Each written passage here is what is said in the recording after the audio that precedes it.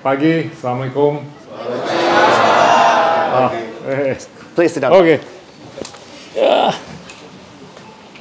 Akhir-akhir ini saya banyak ngajar dan saya udah 2 tahun di Stanford sebagai visiting scholar, jadi cukup full time dan akan dilanjutkan 1 tahun lagi. Dan semenjak April yang lalu saya diminta jadi fellow juga di Kennedy School di Harvard untuk 1 tahun.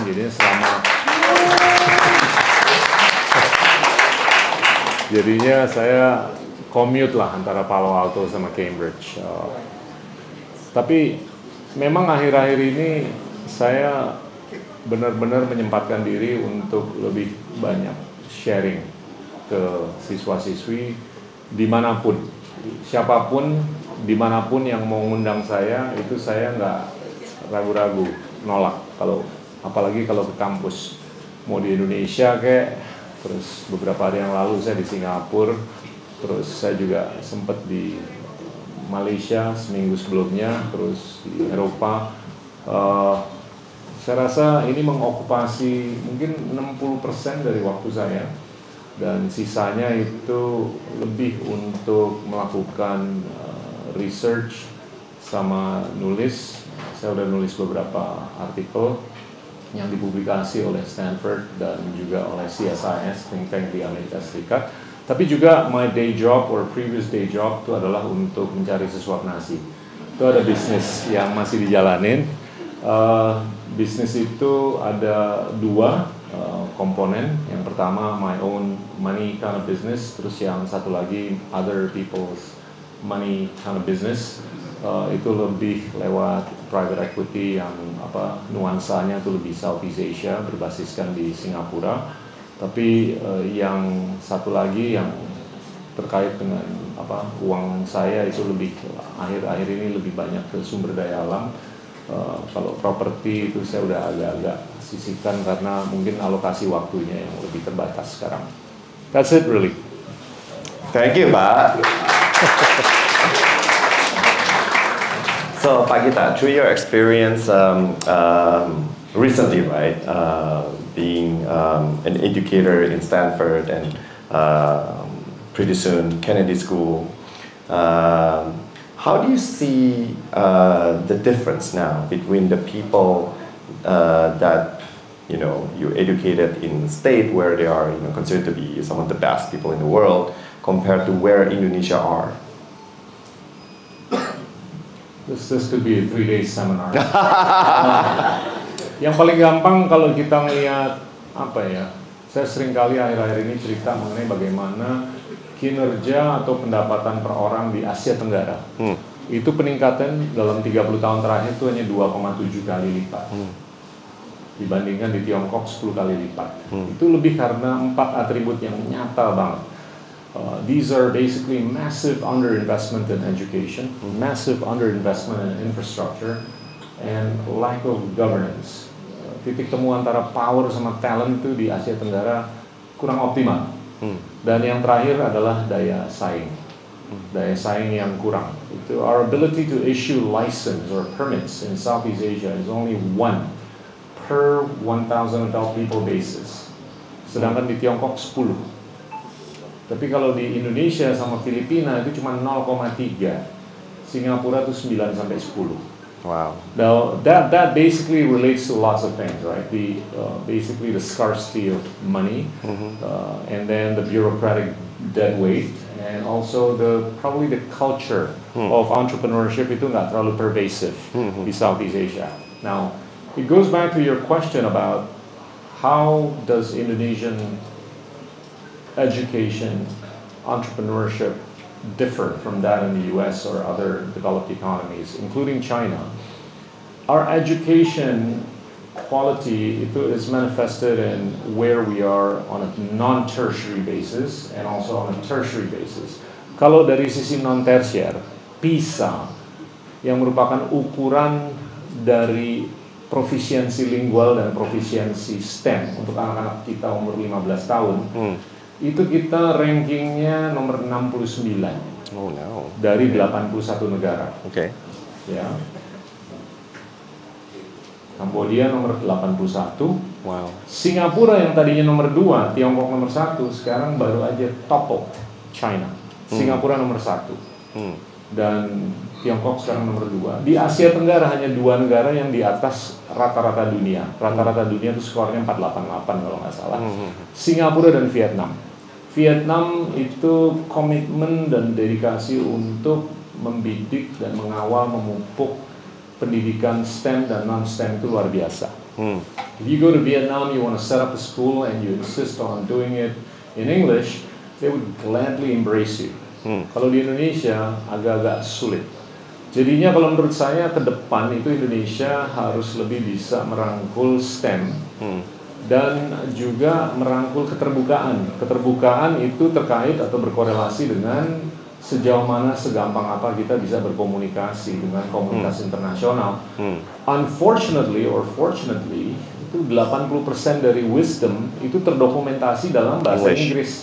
Dan 80% dari aktivitas ekonomi itu terdokumentasi atau dilakukan dalam bahasa Inggris. So I would urge as many of you as possible to speak an international language, and I would urge all of you, your kids, your grandkids, what have you, untuk bisa lebih merangkul hal-hal yang sifatnya itu lebih scientific. Itu di level non-tertiary. Nah, ini yang terakhir di level tertiary. There's only 0 or 1 Indonesian getting accepted to Stanford each year until 2022. And I got there in September 2022. I made a big fuss about this. Alhamdulillah tahun lalu yang diterima 5. Well, cause for celebration, but also cause for condolence. Karena dari Singapura itu setiap tahun yang diterima 25. Oh no, okay. Ya kan? Dan kayaknya kita sedikit lebih besar daripada Singapura. Dan kalau saya lihat di Amerika Serikat itu mahasiswa dari Indonesia hanya 8.500. All across the country, all across campuses, there is close to 400,000 Chinese. There's now around 300,000 Indians. There's probably about 150,000 Koreans, about 100,000 Turks. In 2021, S3 dalam ilmu STEM yang datang dari Tiongkok itu 6.000-an. Di Amerika Serikat. Dari India 2.000-an. Dari Korea Selatan 1.300. Dari Turki 430. Wow. You wanna guess dari Indonesia berapa? 6.000 ke atas, 2.000 ke atas, 1.000 ke atas, 600 atau 400? 82. Oke? Wake up. Dari Ghana 103. Anybody know where Ghana is? It's a small country on the west coast of Africa. Mereka bisa memproduksi 103 PhD di tahun 2021 dalam ilmu STEM. So, until and unless we gain change, our political culture, kalau menurut saya ini budaya politik di rumah tangga, di kantor, di sekolah, di sinagog, di wihara, di pura, di masjid, di gereja, di pothead, dimanapun atau di institusi sosial, percakapan kita, diskusi kita, diskursus kita itu harus lebih mengenai bagaimana kita bisa mencapai superlatif, ya kan? Dan mungkin kalau dalam konteks pendidikan, investasi untuk guru yang berkualitas itu kalau menurut saya investasi yang paling top, bukan kurikulum, bukan teknologi. Karena guru itu dia disuruh ngajar mata pelajaran yang paling boring, he or she can actually create a highly stimulating environment for the kids. And the job of the teachers is to really make sure that the students or the kids can imagine. Education is not about infusing, imbuing, instilling formulation. It's all about imbuing, instilling, and infusing imaginative instincts, imaginative capacities in our kids. That's why I'm trying to spend a bit more time in the educational space by sharing or teaching or what have you. Wow, amazing guys. But I want to tell you a bit about us, right? And it's one thing that's why if you notice when I introduced to you in English, some of the things we discussed about in English. So actually in DANA, we encourage everyone to do town hall in English. We encourage everyone to be able to speak, to present. We have a town hall every month, and then every week on Monday, we have what we call a demonstration day. So the team members, we invite them all to present, to talk in English. And also from the very beginning, because we also, like you, we think it's not because we want to be cool, we want to be, some companies like, oh, talking English, why? Because, we just want to be cool. No, talking English because then you build yourself ability to interact with the world. You build yourself, you're confident that anyone in the world, it's your peers, you're equal. You can talk to them, you can compete with them, you can have discussion with them, and without feeling, what you call that, under pressure, or, so Indonesia usually said, oh, rendah hati. So don't worry about that.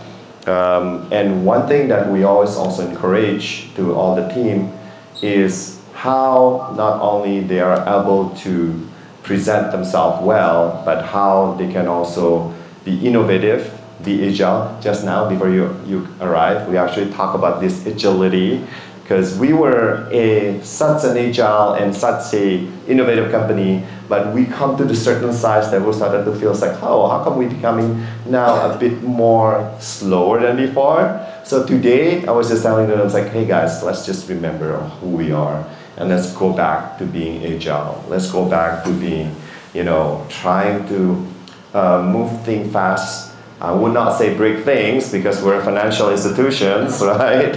But move things fast, but still be prudent.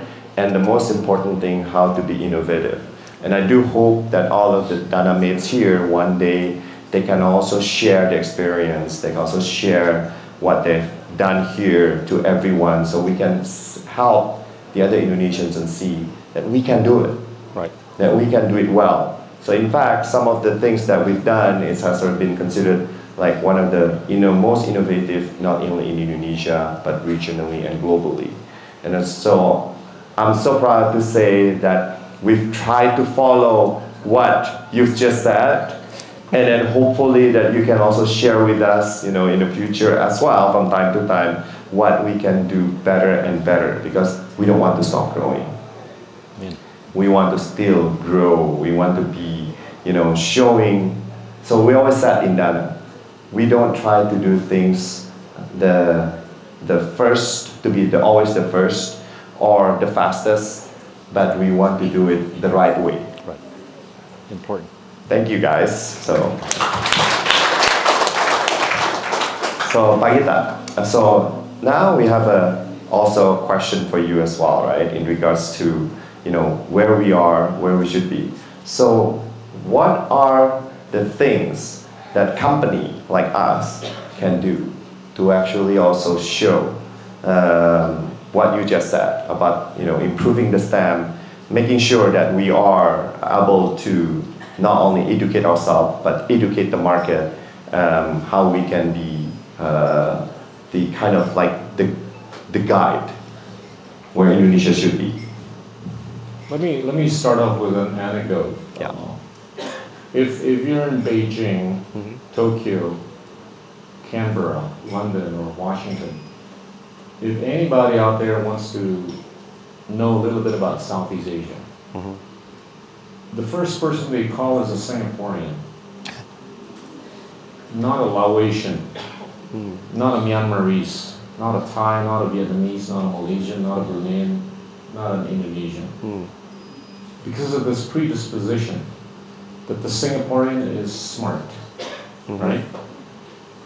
And there's this predisposition that the Singaporean can bullshit. They can tell stories, right? And it's quite empirical in Asia Pacific. The best bullshitter are the Indians, right? Any Indians here? I speak with authority because I grew up in India. I lived 3 years in India, right? And I know how good those guys are, right? But the second best bullshitter in Asia Pacific is the Singaporean. They can tell stories. So at the personal level, I would encourage each one of you to cultivate whatever skills you can so that you can tell stories. We suck at telling stories at the international level, right? That's a fact, guys. If we didn't, the whole world would be talking about us in a good way, more than in a bad way, right? And this is at the Southeast Asia level, right? We're not doing our job collectively nor individually as to elevate the region that's blessed with 700 million people, $3.4 trillion economy, the fourth most populous region in the world. But everybody around the world gets much more excited talking about Taiwan, South Korea, Japan, China, India. It's a lot to do with our inability to tell stories. So I would encourage all of you to learn how to bullshit. Right? And I mean bullshit in a good way. You gotta learn how to bullshit and be able to back up your bullshit. Right? The bullshitters that don't back up their bullshit are real bullshitters. Right? And I've made mistakes, okay? I can show you the scars on my body. Right? I've made mistakes. And people think that failures or mistakes are the opposites of successes. They're actually parts of success. Think of it that way. So at the individual level, you learn how to tell stories, right?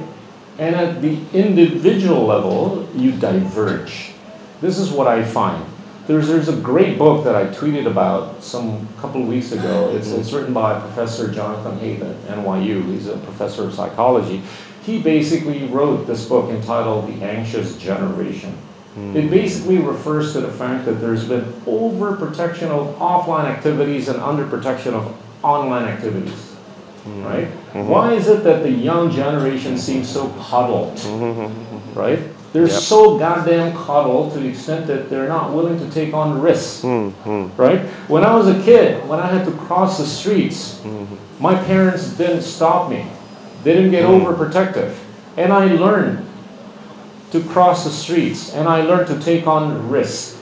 I was completely exposed to offline activities. Whereas now, there's huge underprotection of online activities where I have no control over what my daughter looks at. I spent half an hour with her, but she looks at the mobile phone 8 to 10 hours a day. But there's all kinds of toxic stuff on the mobile phones that I think we got to be a bit more careful. So taking this further from a medical standpoint, there's a high correlation between the usage of digital devices to higher cases of anxiety, depression, and suicides. It's empirical. They have taken over basically heart attacks, cancer, diabetes, and all that, right? So I think it's important to get our kids to diverge a bit more, right? If there are coders in this room, learn ballet. If you guys are in marketing, learn how to code. And I think the more divergent you are, the bigger, the wider the horizon, the more you're going to be able to anticipate blind spots, the more you're going to be able to basically manage long-term risks, systemic risks.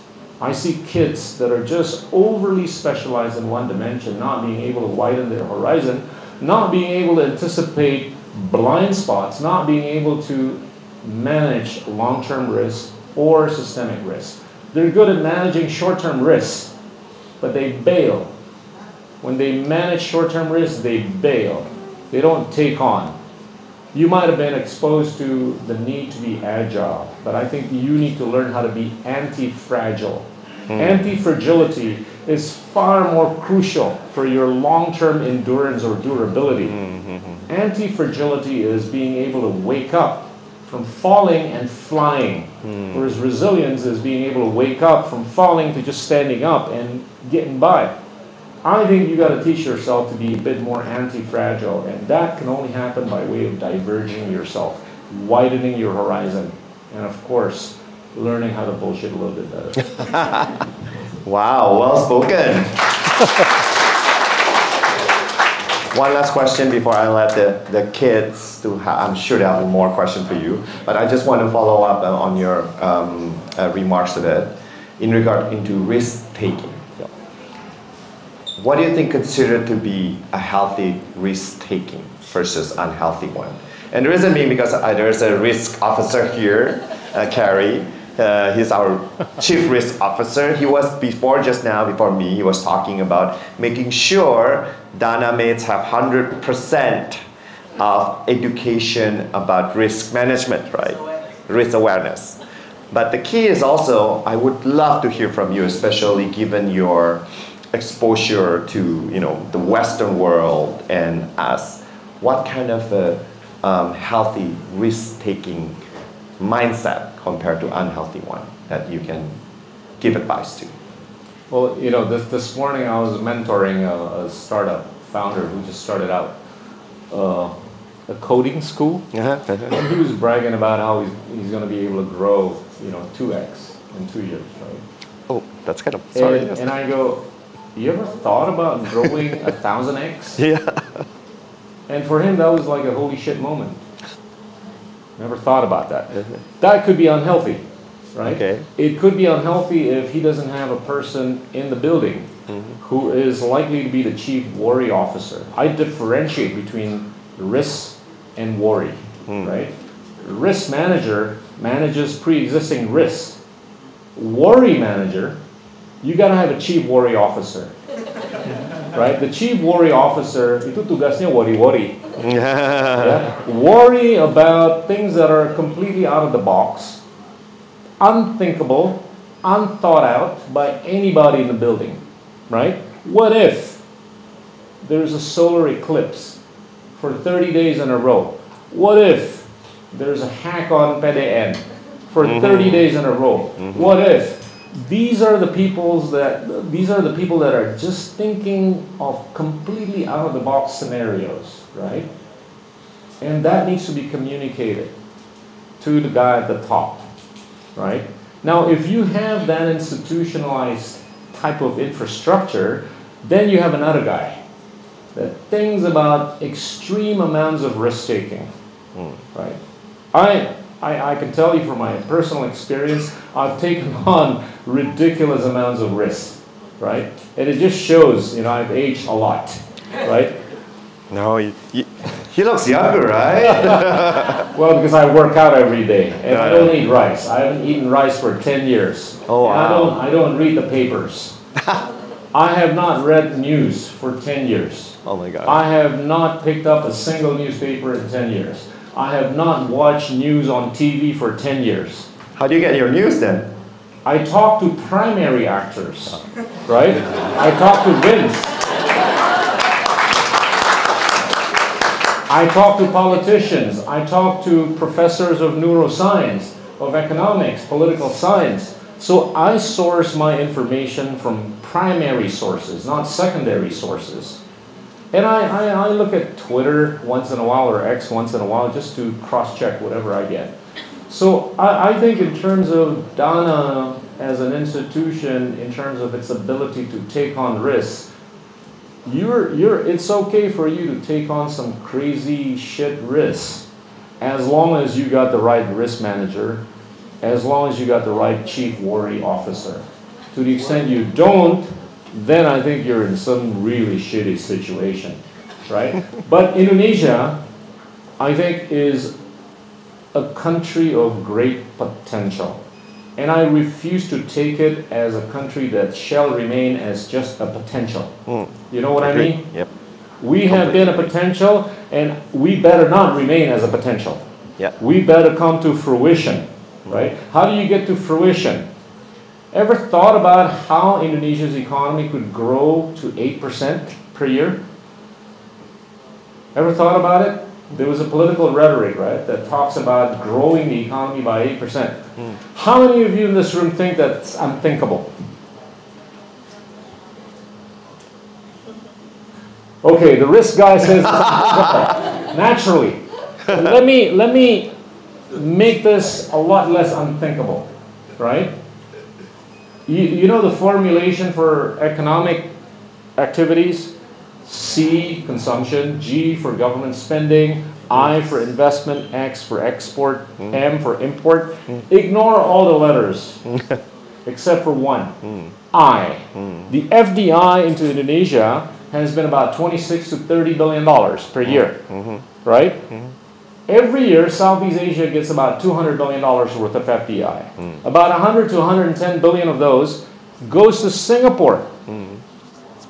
Singapore gets 50 to 60% of Southeast Asia's FDI on a yearly basis, whereas Thailand, Philippines, Vietnam, Malaysia, they all get about 10 to 20 billion. Indonesia gets about 26 to 30 billion. Now let's think about this. The baseline for Indonesia's economic growth trajectory is about 5%, right? Yeah. So 8% is 3% more. This is a lesson on risk-taking, guys, right?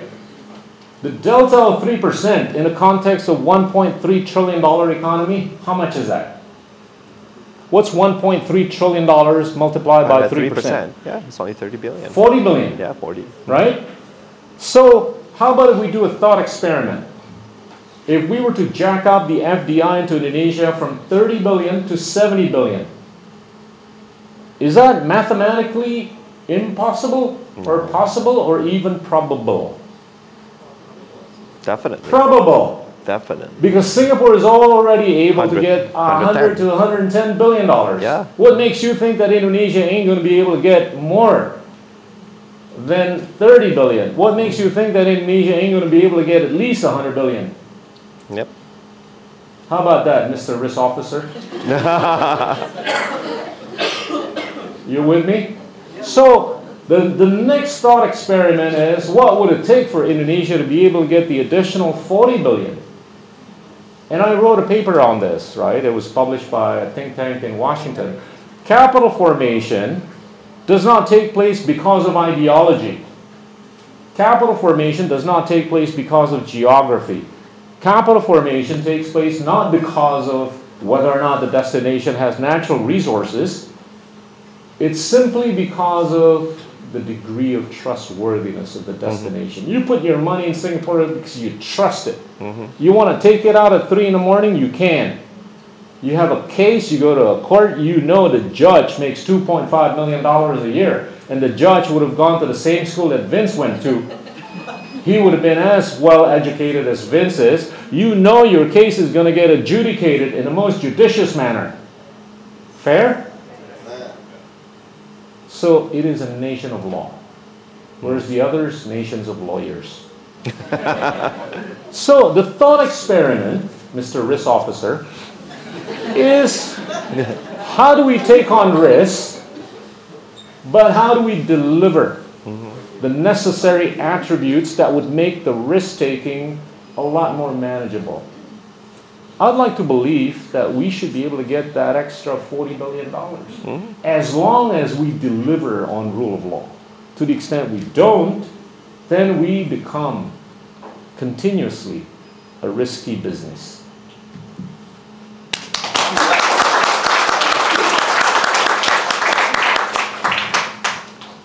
Guys.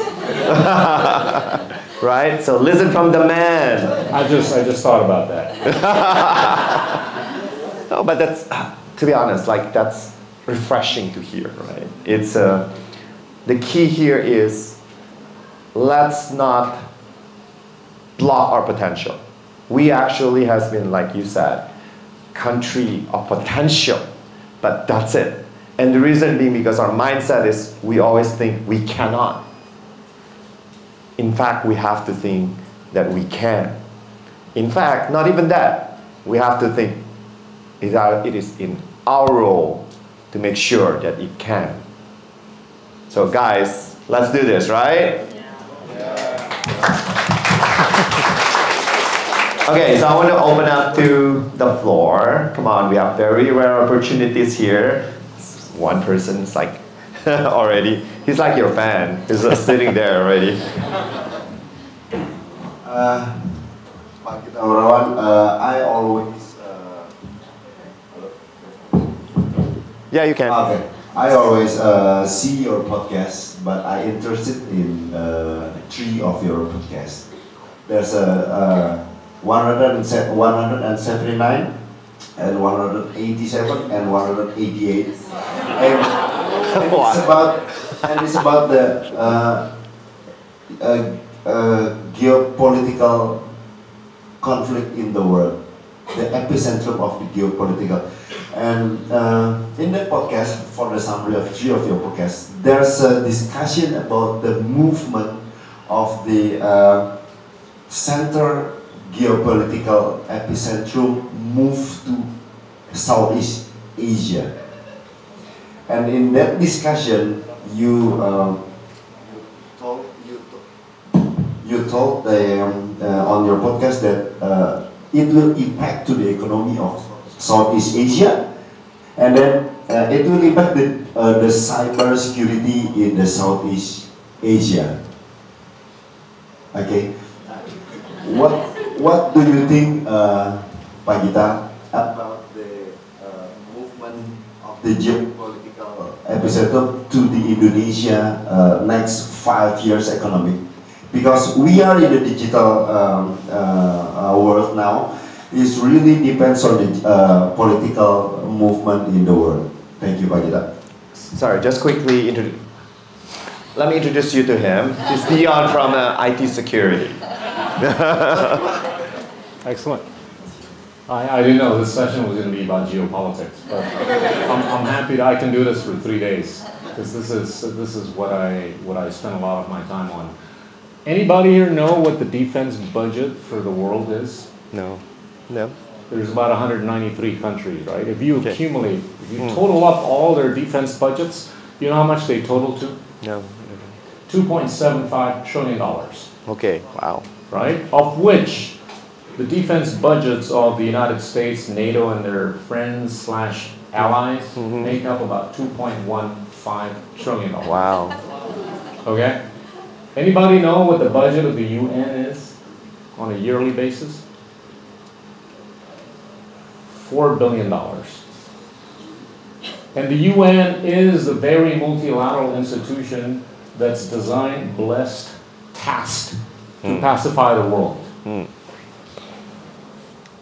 Is there any realism here? Nope. In the efforts of the United Nations to pacify the world when the world is spending on a yearly basis $2.75 trillion on weapons? Indonesia spends about $9 billion a year, and that's going to go up next year. Wow. By about 50%. So I'm trying to underline the point that uncertainties are likely to escalate, right? When uncertainties escalate, things get a little bit more uncontrollable, right? What is the typical non-proliferation when it comes to risk? It used to be nuclear, right? Yep. It has been about climate change. It has been to some extent about cyber. But I think the third one is going to amplify, right? So let's take you back to Southeast Asia or Indonesia, right? Indonesia seems to me, intuitively, as the natural interlocutor between the West and China. Why? Because the West is predominantly a liberal democracy. Indonesia is supposedly to be a liberal democracy. And it's the 4th most populous nation in the world. So Indonesia, I think, should be the natural interlocutor between the West and China. China being on the Pacific, Indonesia being on the Pacific. Collectively, Indonesia / Southeast Asia, I think, should be the natural interlocutor. The next responsibility, intuitively again, for Indonesia is to be the interlocutor between the West and Islam. All right? And we're seeing how the two are not communicating with each other as well as they should. I think the extent to which countries like Indonesia can play a role in positioning itself geopolitically, number one, as an interlocutor between the West and China, number two, as an interlocutor between the West and Islam, is not to be underestimated. Right? But the problem, we're not bullshitting ourselves. We're not telling the story. We're not positioning ourselves, right? To the extent we do, then I think there's reason to live. There's reason to endure. But for us to be durable, for us to endure, we got to take care of business. We got to take care of business in the sense that this non-proliferation of the pre-existing systemic risks, i.e. cyber, climate change, and nuclear, ought to be handled, at least conversationally, in a good way. Yep. So leading up to the specific point raised in the context of geopolitics as it relates to the cyber issue, we're not there. We're so prone to vulnerabilities, right? By way of our lack of readiness from a soft infrastructure, I talked about education, but also from a hard infrastructure. Our infrastructure spend in terms of ratio to GDP is still less than 1%, where other countries are spending 4 to 5% of their GDP on hard infrastructure, right? So I think we got a long way to go, but the potential is there. And I do believe that we're going to get there by way of spending more, investing more in the educational attainment of our kids going forward, particularly in our ability to communicate and our ability to pursue science.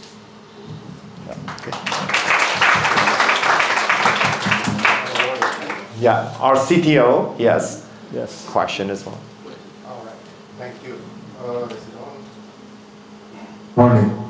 Nice meeting you, Pak Gita. We met a couple of years ago backstage in an event.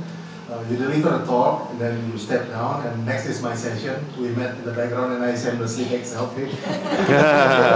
I saw. You tweeted too, yeah. Yeah, thank you. I'm Norman, just like what Vince said. I'm the CTO. Basically, I run the tech here. But my question may be a bit more personal. So, you have done a lot, you have achieved a lot, you have delivered a lot, you became minister and so on and so forth. Basically, you have achieved somewhat a peak. But now you keep going. I'm just curious, what drives you? What motivates you? What makes you keep going? And what is next for you? What is it you're trying to achieve after all that peak, so to speak? Thank you.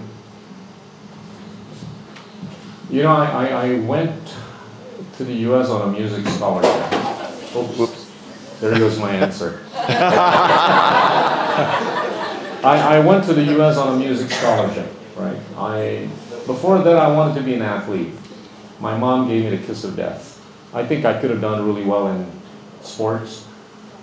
Then I got into music. I got really good at it, and I got scholarship to pursue music. But at the beginning of my 4th year in college, I was getting contracts to write and produce music, and I called my mom.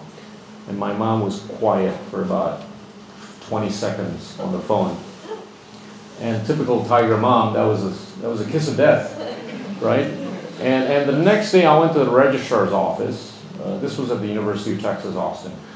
I went to the registrar's office and I asked the lady who was at the office, "Ma'am, what's the coolest thing people are taking? What's the stuff that you take to be able to get a job easily?" And she goes, "Well, son, accounting or computer science?"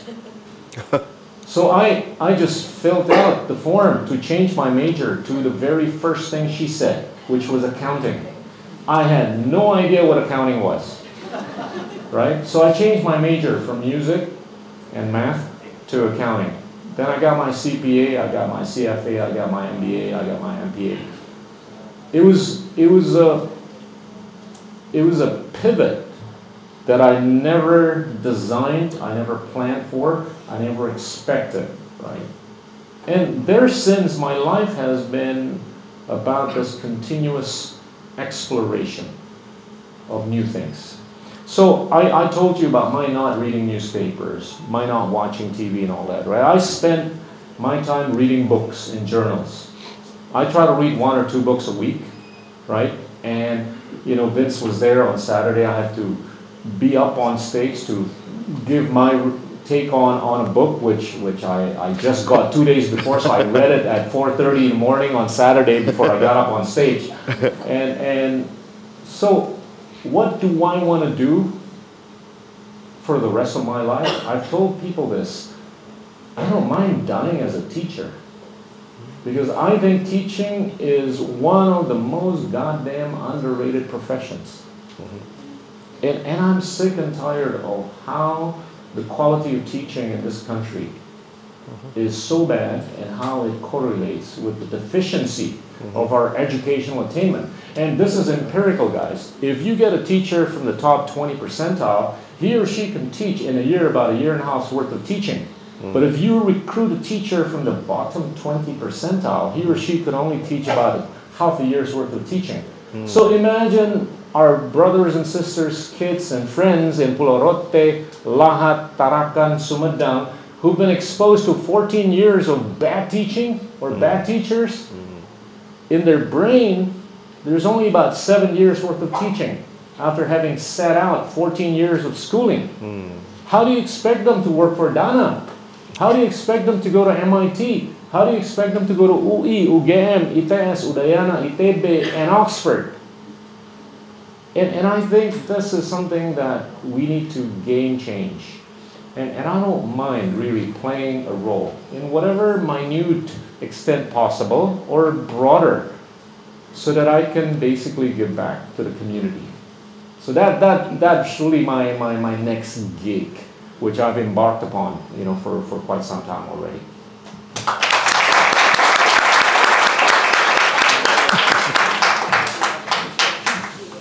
Come on, guys. Felix first. Hello, yes, hello. Hi, Pak Gita, Felix. I like hearing your thoughts about the power struggle and the dynamics of geopolitics. And it's still related to the first question addressed by Dion, actually. And in your answer, you elaborate about how now the states, they are using cyberspace to influence others. And recently I read a book by Anu Bradford, The Digital Empire, and it was very interesting to see how the dynamic it is. The US with the liberal values, how they expand the market to their companies around the world, and how the EU with Brussels very much driven the right-based approach. And the third one, how China have their own perspective on this, how everything is being mitigated, very much risk-based approach. And the way I see it, you have the US with less regulated, you have the EU heavily regulated, you have the China fully regulated.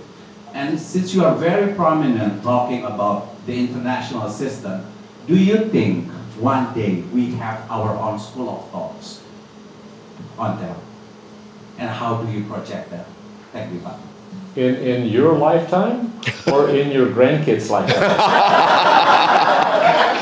I'm interested to see your prediction on the period itself. In your lifetime, unequivocally, no. Never went back. In your grandkids' lifetime? No. Possibly. Right? Look, I mean, if one talks about our own school of thought, right? You're essentially talking about being able to philosophize, right? What I think bothers me is that we're not Aristotelian enough, right? And our ability to philosophize is somewhat less than what I see in countries like China, the US, and many European countries. But I see Europe as a museum, to be quite honest. Yeah. Right?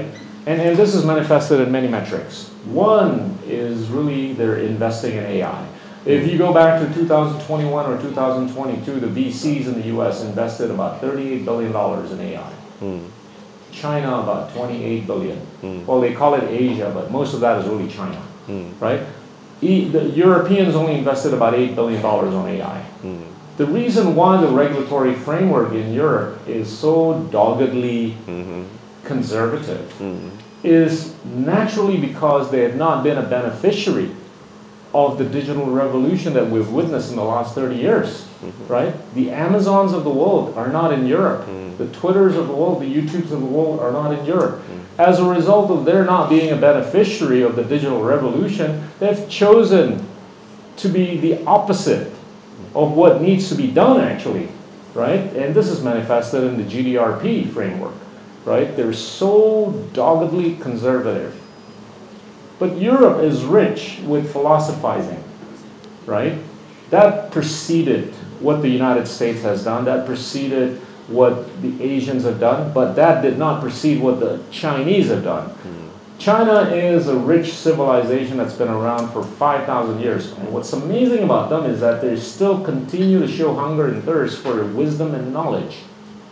They send 200,000 of them to the UK to pursue higher education. They send around 400,000 of them to the US to pursue higher education. They can afford to set up their own schools of thoughts. We're not there. Until and unless we have at least 200,000 Indonesians in the US, 200,000 in the UK, 200,000 in mainland Europe, 200,000 in Australia, 200,000 in other parts of the world to actually pursue educational attainment, then I think we have the ability to be on a path of democratizing ideas. I've talked about this, right? How the internet was so damn good at democratizing information, but it didn't lead up to the commensurate democratization of ideas, right? The democratization of ideas is, I think, the very foundation for anybody, any nation, any civilization to have its ability to formulate its own schools of thoughts. We're not there yet. So I'm not talking about the deficiency of our schools so that we have to send our people abroad. But reality is staring at us in the sense that our best school is not rated even within the top 200 of the world. Singapore has got 3 universities that are ranked in the top 20. Yep. I sat down with the president of one of the largest universities in Singapore just a few months ago. He was bragging about the fact that he was able to recruit a guy that won a Nobel, an African with a UK passport, to come over to Singapore to teach. He had to be paid $1 million a year. And I said, only $1 million? And he goes, dude, I got to give him $20 to $30 million worth of budget for his lab so he can do research. So that university basically paid $1 million a year for this guy, and on top of that, $20 to $30 million worth of budget. And I go, that's crazy, man. That's not it, dude. We're going to do about 25 of these. Wow. Think about that. You ever met a rector in a university in Indonesia that thinks like that? And he goes, I want to get 25 of these. Holy shit, why? And he goes, if you go to MIT, you got 100 Nobel laureates. Right? If, let's say, hypothetically, I can produce 1 Nobel laureate in Singapore, 1 year, I'm going to need a century. I can't afford to wait for a century. I want to short circuit this thing. I want to do it faster. I want to do it inorganically, so I got to buy. So imagine, he went through the iteration. If I get 25 guys, each one of which would have been a Nobel laureate, each one of which would be teaching 300 students a year, in 10 years, he or she would have taught about 3,000 students. Multiply that with 25, I think there's a chance we're going to be able to produce 100 Nobel laureates in Singapore in the next 50 years. I would have accelerated it by half a century. You ever heard anybody in Indonesia talk like that? Well, you hear it now. So, my point, schools of thoughts are only going to be established if we can truly democratize ideas. I will believe you when somebody that would have won a Nobel, born in Africa with a US passport, being allowed to teach physics at a high school in Sumedang. When that happens, I'll believe you. When that doesn't happen, maybe your grandkids will see the reality.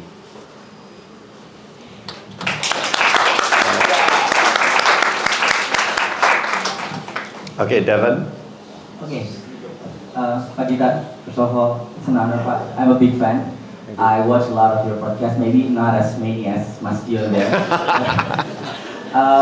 But one interesting podcast. By the way, he made up a bunch of stuff. I didn't say a bunch of what he said. But that was good, though. That was good.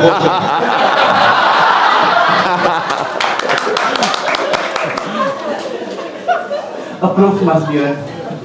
Okay, but I have one interesting podcast that you had with the professor of neuroscience. where we talk about the importance of emotional intelligence. And you also recommend one book by Daniel Goleman, Emotional Intelligence.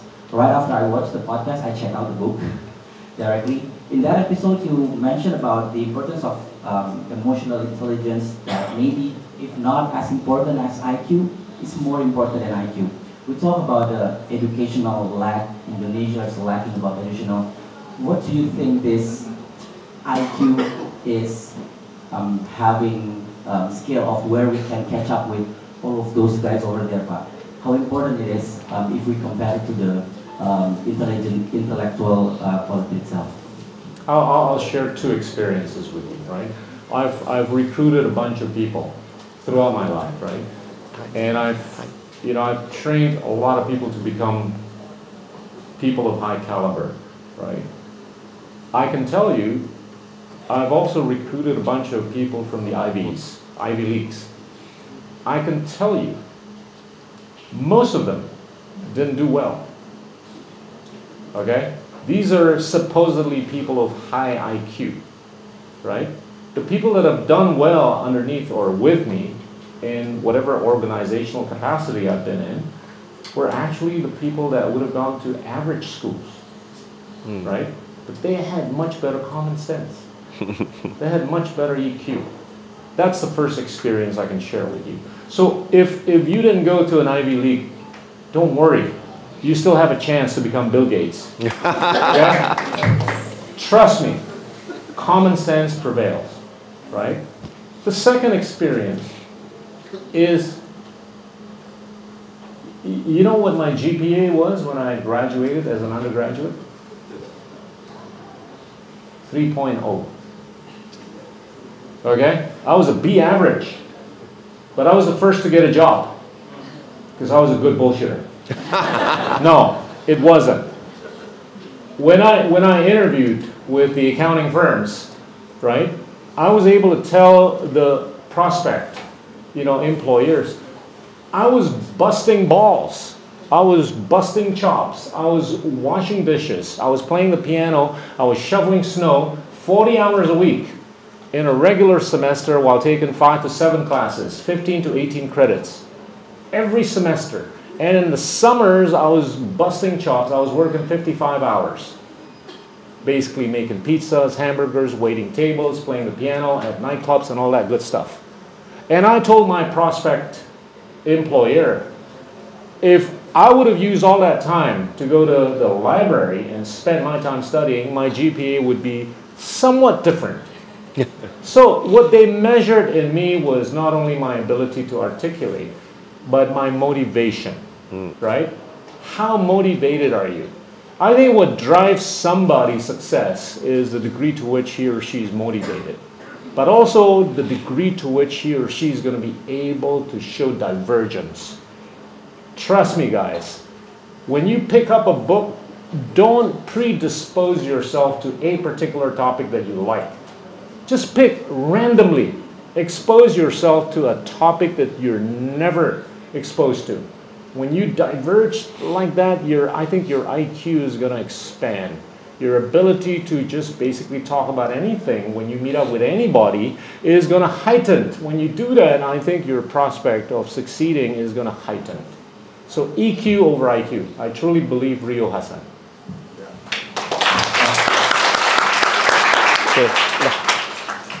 So, I'm sorry guys, but time is up.